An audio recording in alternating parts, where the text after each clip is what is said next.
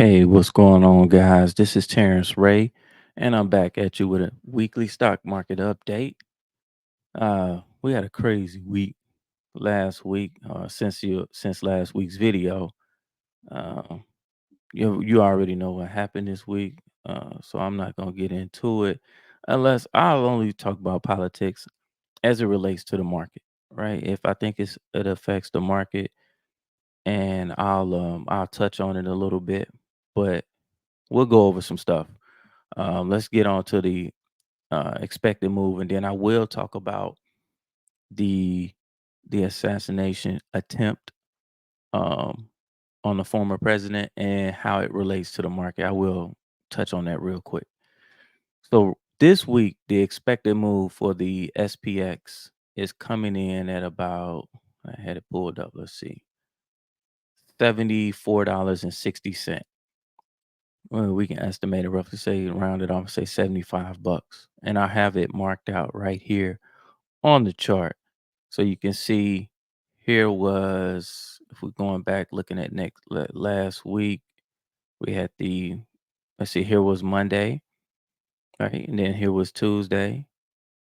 And then we had a gap down here. And then you had uh, Wednesday, Thursday, Friday. So the week closed with 3 straight down days, right?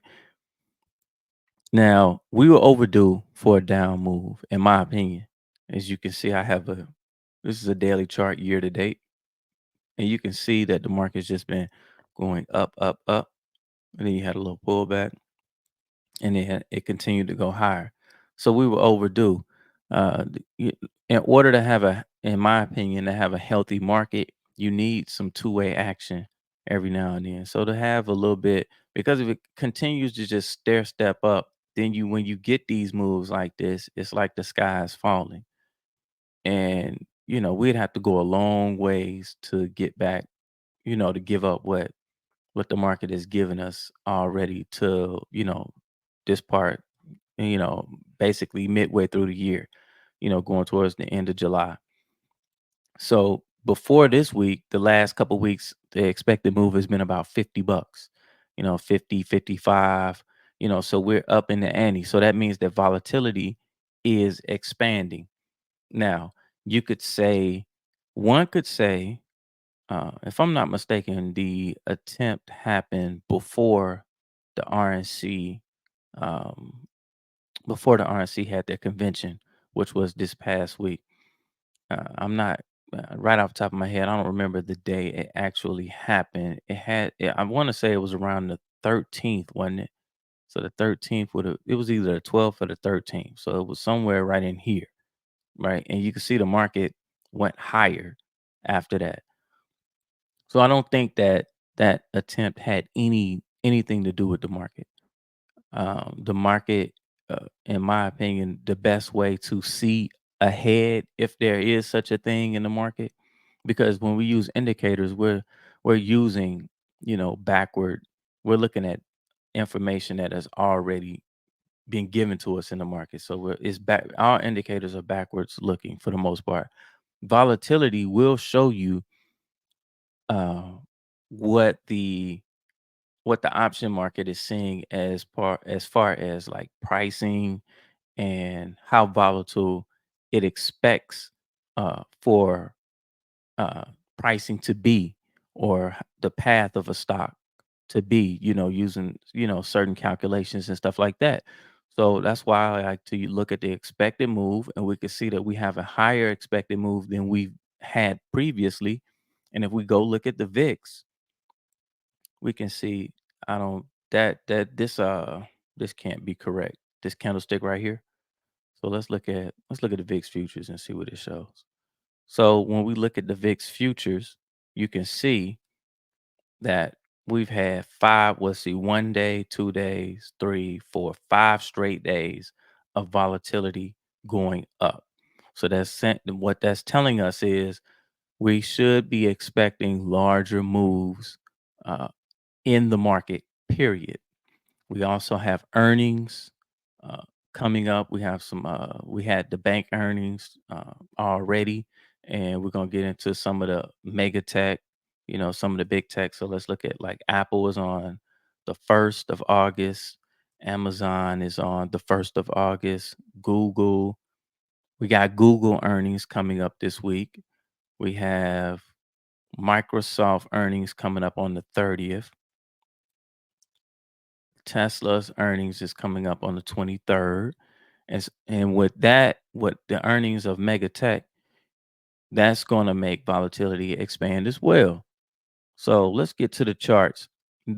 Me going over that spiel is just to say that I hardly ever pay attention to the news. Even I used to watch it a whole lot more before, like maybe when I first started trading, but now I hardly pay attention to any of it. I just look at the VIX.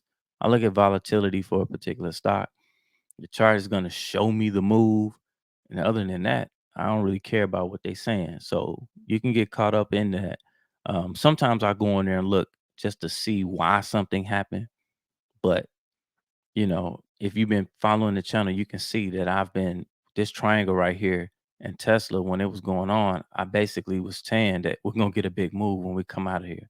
The market expands, then it contracts, expands, contracts, just like the volatility as well. So, and I trade the expansion and the contraction, and I'm going to show you that in a trade, in a couple of trades this week, and one that I have on now. Now let's go over some sectors. I'm gonna do something a little different. I want to go over and look at some sectors, uh, because I want to, when we look at a sector and see what a sector is doing, that's gonna help us to, then we can drill down to some stocks in that sector, and that will help us even more. Now, you can see XLF, which are the financials. This is a weekly chart. So I wanted to look at a weekly chart. This weekly chart, you can see we had a range right here where the stocks were just in this range. So with each candlestick being a week, so we had one big candlestick out, another big candlestick for the week, and then it kind of tapered back off, back down into here, right?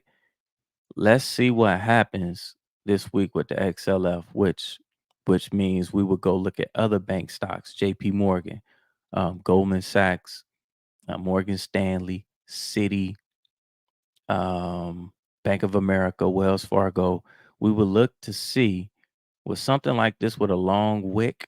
I don't know if I'd be looking to get long any of those stocks, right? With a wick like that, that's an inverted hammer candlestick. So you generally what this, if the wick is like this, then we'd be looking, if we drop down to a daily, we'll be looking to see some bank stocks maybe taper off sideways. So I probably would stay away from bank stocks, right? Just looking at that. Let's look at the XLE. Let's hide these drawings. You can see right here we had a low, high, a low, and then a higher high in the XLE. Now with something like that, same thing, we got a wick. This moving average right here may act as support. There's a couple ways I could play XLE if I was looking to get long, maybe sell a put. I don't think you get a lot of juice though. If you right here at 26 days, you can see they are adding in some different strikes on here. So this will probably populate on Monday morning, adding in half strikes. And if you try to sell the 88 put, right now it's got a wide range. You won't know what that'll be. Probably get a more accurate representation. Let's go out 40 days. We'll go out 40 days.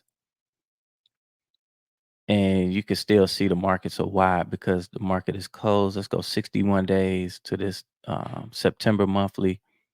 We won't get an accurate representation of this until Monday morning, but this is probably the one I would sell to get the most juice, either the 90 or the 89. Probably this 35 delta right here, this put. XLE may not be a bad candidate for either a poor man's cover call, which be selling an in the money put, maybe the 30, the 93 right here. And then, or just doing a cover call, buying it outright and then selling calls against it over here. Being is that we got a higher high on the weekly, and then I would drop down to a daily and probably try to get, and it's above this 9-day simple moving average. So we'll be, we'd have to take a look and just watch XLE. What the one that a major one I wanted to look at was the utilities. Whenever you hear someone on CNBC talking about sector rotation, a lot of times when you see like tech begin to sell off, or you see um, maybe even energy selling off, they'll go over to their what they call they'll do some sector rotation, go to utilities, something like that, right? Was utilities is supposed to be slow moving, supposed to be a little bit more stable, and like where you put your it's less risky. And in a you can see we have a Harami candlestick pattern on the weekly right here, right? So this looks like this candlestick right here, hammer made a low. Then you have this big green candlestick, and then this one right here inside of this body. And so with this Harami, I expect to see a big move. Either it could be a big move up or down. And one of the ways you could do, you could either trade the XLU outright, or come over on the TastyTrade platform, click up here, come down to sectors, and then come to utilities. And then find a utility in here that looks like whatever your bias is. So if you've seen this, me looking at this, I would guess that we may get a little sideways action for a few days and then it continue to go higher. So I would look for a stock inside of here that would give me looks like a bullish pattern, or I would just trade the XLU. The XLU is liquid. On the Tasty Trade platform, you see right here, it has 4 stars. That means that it's a liquid product. Means that you should have no problem getting in and out of options here, or doing whatever you want to do. If you want to, buy it outright, it does have a dividend. It pays a dividend. So if you want to hold it that way, that wouldn't be the way I'd play it. And it has a 36 IV rank. Now, as I'll go over shortly, you don't have to be, um, you don't have to pick a direction, right? In my opinion, this might be a better trade to just be neutral. You could either you got 26 days, right? By Monday it'll be 25. I generally don't like to sell options that short. If you do, you got about a week, in my opinion, before you would have to roll out into the next month anyway. So you could just go 61 days and sell the strangle. Basically, um, sell maybe the 66. Excuse me. Now it's showing a 20-cent wide, showing that the bid is 40, and then the ask is 60. So that's going to put you right at 50. When the market opens up, this should tighten up. But if you sell to 66 and then maybe sell to 74, and it margins you about a grand, taking in about a buck 09 premium, you could get a little bit more aggressive if you want and bring that in, sell to 67, sell to 73, and pick up a little bit more premium. Still got a 63% pop. If you want to move that out, that's going to put you at a 65% pop. I generally like to be right around 65% on my probability of profit when I'm doing trades at the bare minimum. And there you go. And you can see, as long as the market stays within here, you can get paid based on time decay and also on uh, contraction of volatility. So this is a neutral way to trade the XLU. Now let's get to IWM. I've I've been trading IWM this week. Now let's go. Let's take a look at. Let's go. We're gonna drop down to the daily. Let's do. I guess we do a yearly chart. Don't really matter how long I look. Now, me looking at this right here, right? I'm gonna go to my order chains and I'll show you. And I also had a trade on in the Qs. I posted that as well. I had a put spread, and I think I talked about that on last week's video. You can see the put spread right here. Was a winner. I posted it on the community tab. Make sure you following the channel and you got the bell notification on. Sometimes I show some trades that I'm in. I just believe I was just looking at it like, hey man, look at this. It's too stretched, too far to the upside. And it popped up on a little scan I do. And once I seen that, I just bought a put spread. I bought it somewhere right around in here. I don't remember. And well, you can see the date. Um, I don't think it's showing the date that I put it on the ninth. Well, I closed it on the ninth. So this was about 2 weeks ago. And you can see the market just dropped. And so I bought it and then I had a sale order to close at a certain price. So I wasn't even looking at it. And my phone just, vibrated or buzzed or whatever and let me know I was out of the trade. So that was a winner. That was a little $50 winner. Real cheap trade. Cost me 92 cents to do, made $50 on it. Out of it. In and out. IWM. I sold, let's see, sold a call to open at picked up a buck 55 in premium on the 16th.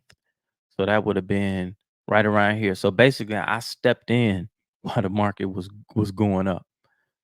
Because I'm looking at it like at some point this market is gonna roll over. It ain't just it gap here, gap here, gap here, gap here. You don't need a whole lot in order to make a little money off of it. So I sold it. I sold into strength. When you buy when it's low, you sell when it's high. That's literally what I did. Sold it on the 16th. I was out of it on the 17th. So that lets you know this little move right here. So I got in it at the very top. It closed like somewhere right around in here on on the 17th. You can see it at 249. I got in at 350 on the 16th. So I got in on this right up here on the 16th. And you can see that I got out the next day. I had it to take me out on its own. I didn't close it myself. One day I was in this trade, bloop, out. Now I put another trade on the 19th. I sold a strangle in IWM. Now, with an IV rank of 81, we will go to the analyze tab and I'll analyze this for you and let you guys take a look at what I was looking at when doing this.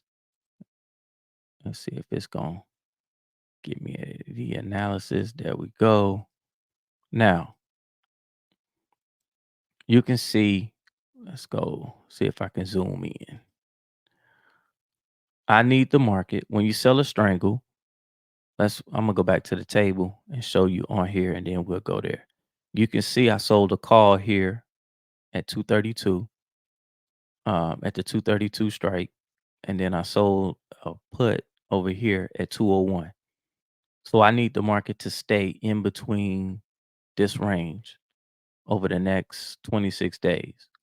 Now, I'm not going to hold it the whole 26 days. I will be out of this trade by Friday. Either I'm going to roll it.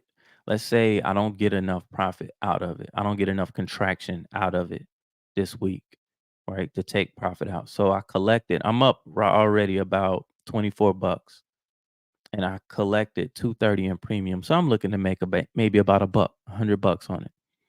If I'm not at that range by Friday, let's say I'm at 75, I may just close it and just take that win and look to establish another trade. Uh, or I can take it, buy it back, roll it out to September monthly, and reestablish the trade. I'm looking to get paid on IV implied volatility contraction and also time decay. As the pricing of options really start decaying right around 23 days. So the value of the options will go down, right? And selling options and doing neutral trades, because this is a neutral trade. Like right now, this particular trade, you can see I'm on both sides of it. And when we go to the analysis tab, let's go back to the analysis tab and look at it.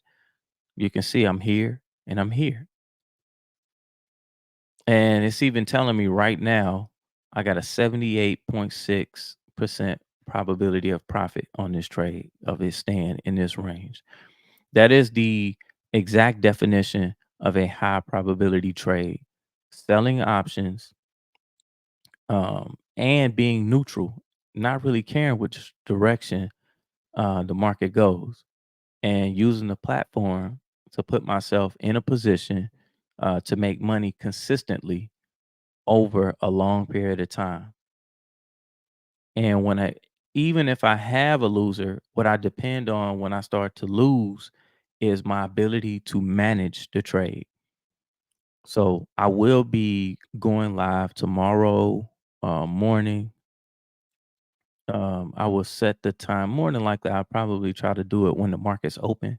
So then that way, if I have to do some adjusting, I can do it live.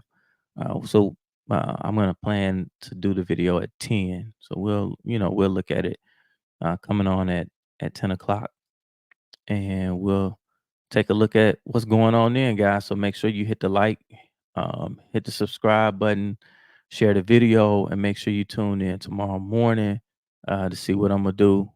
You can, if you want to. These aren't trade recommendations, but this is a way for you to be able to see what I'm doing, and hopefully you can learn how to do it as well. And with that, guys, I'm gonna be out. Peace.